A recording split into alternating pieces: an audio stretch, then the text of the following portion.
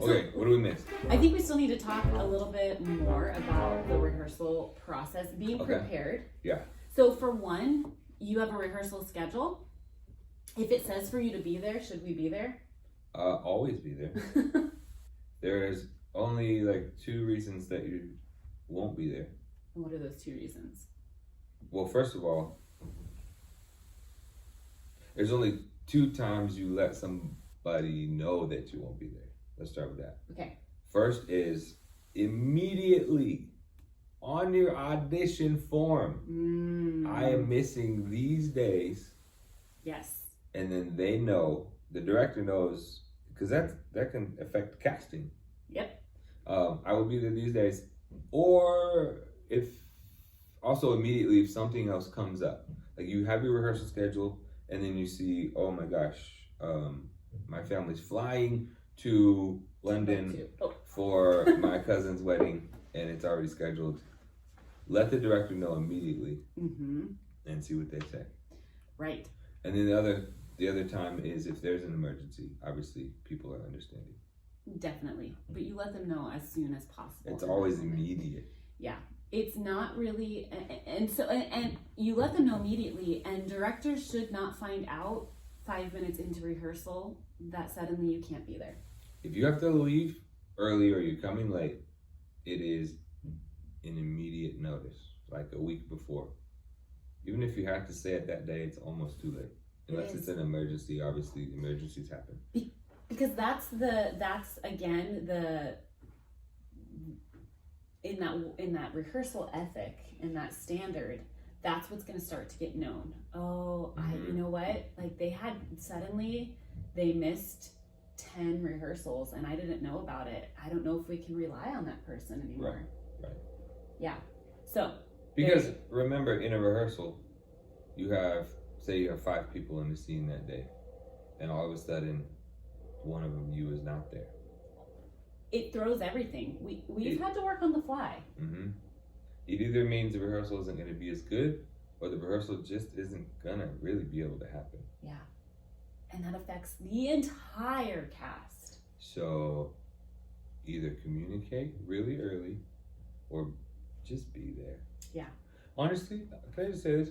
Like, I've had people back out of a show because they knew their schedule wasn't going to allow them to commit.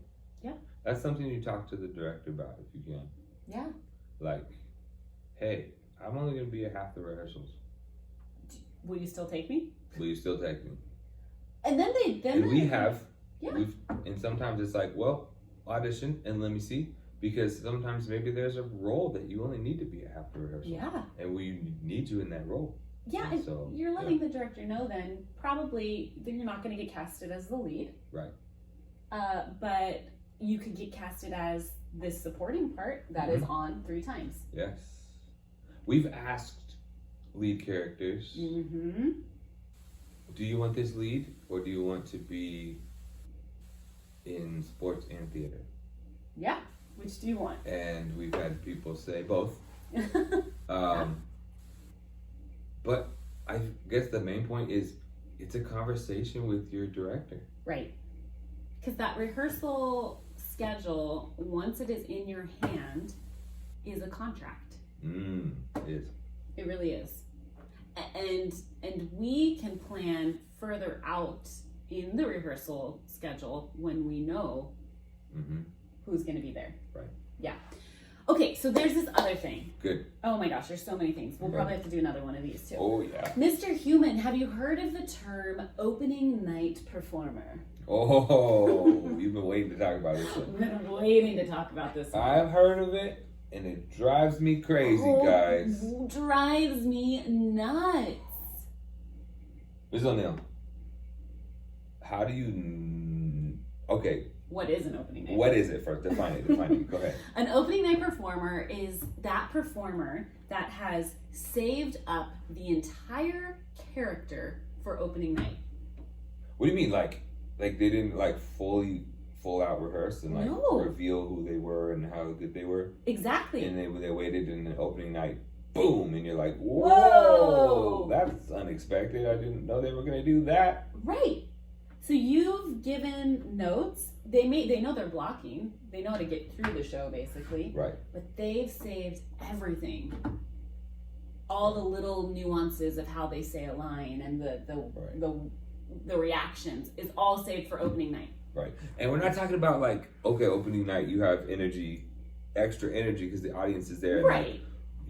You're like, oh my gosh, you didn't even know you had that in you, like that energy. We're not talking about that. No. Because that happens for sure. Sure. We're talking about you didn't let the cast and the director see your full character. Mm-hmm.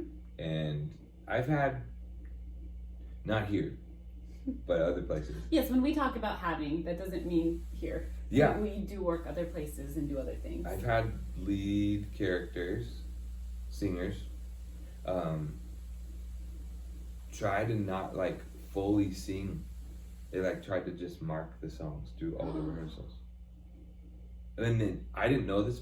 I'm thinking of one person in particular. Mm-hmm. I didn't know how well they could sing until the opening night. No. I'm honest, I was so mad. I was like, I had no idea you could sing that well because you never sang that well for me. Right. I was starting to think I miscast you. Wow. So you don't want to be that person. First off, it's not fun. No. Just as a person, it's just not fun to show up to rehearsal and kind of blah, blah, blah, blah, blah. Right? The fun part is being all in all the time. All in all the time. Rehearsal is fun. Yes. I honestly miss rehearsals once the show starts. Yeah. And that's the bonding with the cast, with the directors. That's when you get the funny moments that you get to laugh about. I miss that once. Now, I'm not saying that I want to keep rehearsing forever. Right. I love when the audience shows up. But that's a special time between cast and directors and crew. That's the bonding, yeah? And so if you save it all for opening night, for one, your director has thought, this person's difficult to work with. True. Honestly, that's what they're thinking.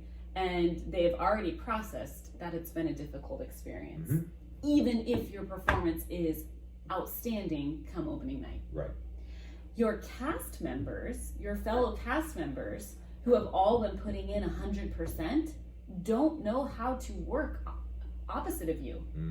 So they've worked and developed a character that works to whatever it is you've been giving them, right? Because it'd be odd for me to give a huge reaction to someone's very small delivery of a line or something before, right? If my reaction was over the top, and maybe my reaction's correct, but I really can't give that huge reaction unless you're giving me something to react hugely to. Right? So your actors, your fellow castmates really don't know how to develop their characters fully. They're missing a piece. You gave a great example. We've done the show Little Women. Loved our little March family. They were such a family. It was amazing. Shout out to the Marches. Yeah. Yeah, I was just saying that in a show like that where the family, there's 4 girls and a mother, and they have to feel like when you watch the show, you have to feel like they really are a family. Yes. They really are sisters, and they really do have a loving mother who cares for them. Yes. And then they really do get angry at each other, and it has to feel like family. And I was just saying, imagine that never happened in rehearsal, or that there was one sister who just didn't show their whole character in rehearsal.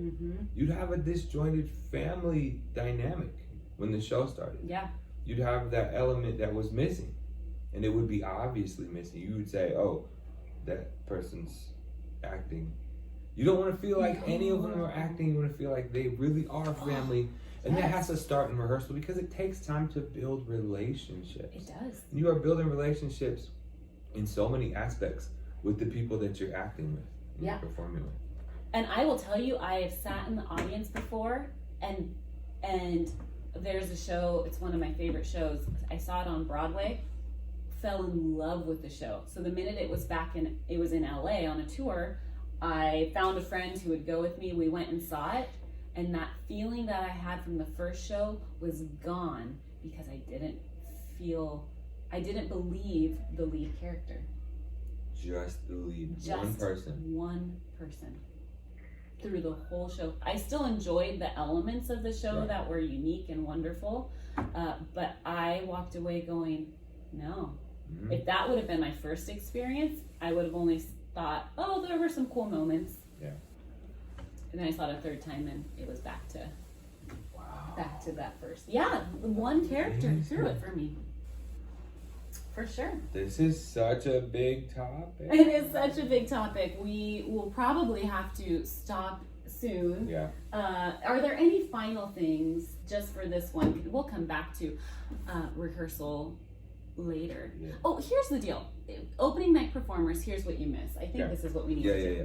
You miss true character development for yourself. Right. You've missed the exploration of your character. Mm-hmm. Each character you play has its own unique walk, has its own unique talk, has its own unique way and reason and motivation for what you are doing. Right. Even if you are playing the same character you've played before. It's a new director team. Yep, true. It's gonna change up. It's gonna change. And if you let them help you change. If you let them help you change, right.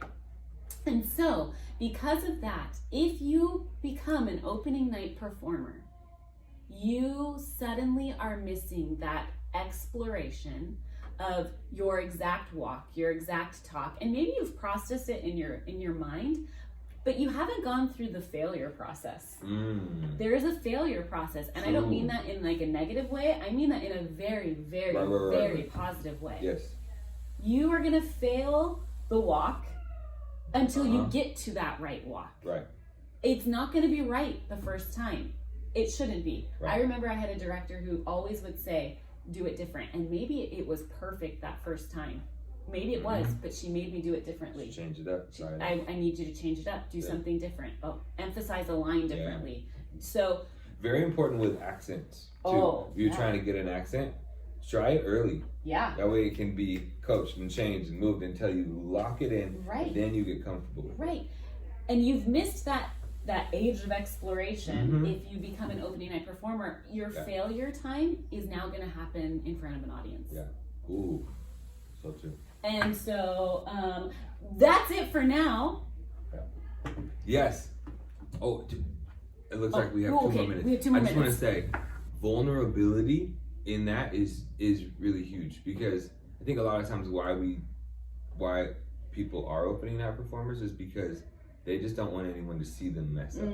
So you got to be vulnerable to be able to show the cast and the director what your process is and how you're working on it. A lot of times it can be tempting just to take it home and do all your own processing, figure it out, and then opening night you go for it, because you don't want anyone to change you, don't want anyone to shut you down. Don't be like that. Be vulnerable, be open. You get farther, you're gonna grow more. The show will be better if you do that. You as a performer will be better. Yes. And know this, we will end with this. Your directors are on your team. So absolutely. In saying no, or in saying this is how it's supposed to be done, it's because they're trying to make the best performance all around. They want each and every person on stage, cast and crew, to be the best them they can possibly be. Right. So we're on your team. Right. And sometimes it feels like that's not understood. A director has to stick to the vision, and so that's okay. You want them to. Right. Yeah. So just remember that as you're rehearsing, as you're trusting and being vulnerable, the directors are on your team to make you the best you possible. Exactly. We'll come back. So much to think about. Rehearsals are very, very, very important. Always remember to put in the best effort, and you'll get the best product. That's right. Awesome. All right. Sweet.